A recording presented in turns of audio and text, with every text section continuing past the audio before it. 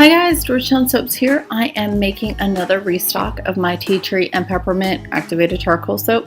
I was actually going to make about 5 batches, about 60 bars. That'd be about 25 pounds. And unfortunately, I only had about 1 ounce to 2 ounces of the tea tree essential oil. I had about 20 pounds of the peppermint essential oil, but I was out of tea tree. So I'm just going to make one batch just so I could get a jump start on this soap. It's one of my most consistent best sellers. People just love it. And I had made 3 batches, it seems like not that long ago, and I guess they just sold out a lot quicker than they normally do. So now I'm kind of in a panic to restock it. So I had to go ahead and place another order for the tea tree essential oil. Hopefully I'll get that by like Friday or next Monday. Then I can go ahead and knock out 5 or 6 batches. And I don't know, the soap, everyone just loves it. Everyone loves the fragrance. I personally use it a lot in my shower. Wink, wink. I hope that, I have a couple failed, bars or bars that get dented so that I can steal them from my shower. I did that the other day. I just grabbed a couple bars. That, the swirl wasn't just quite perfect. So I thought, this little swirl imperfection that none of my customers will care about will do fine in my shower. So anyway, and I always do activated charcoal with this, and I do like 2 different shades of the activated charcoal. So one's a little bit darker than the other, and then I do some titanium dioxide, and then I just always do a nice little swirl with a chopstick. What's nice is that this does not accelerate or rice. I don't think I've ever had an essential oil rice, so no worries, no essential oil rice on me, so no worries about expecting anything like that. But just a fun soap to make. It's kind of, I feel like it's boring at this point, but everyone loves it. I don't know, sometimes I want to throw in a little bit of pink just to change it up a little bit, but I won't. Don't want to make anyone upset. You can't move some people's cheese. They have their favorite soap and you change up a color and all of a sudden they're a little bit confused and concerned. So anyway, I am going to go ahead, get my activated charcoal mixed in, get my titanium dioxide mixed in, and I will be back for the cut.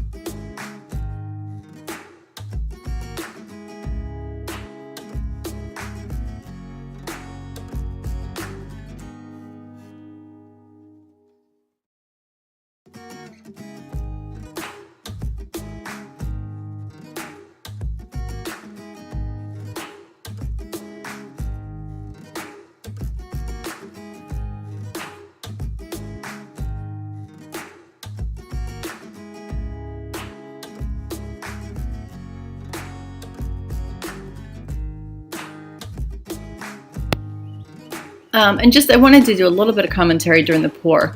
There's really no rhyme or reason for how I pour. I tend to pour the color with the most color, or the amount of batter with the most color first.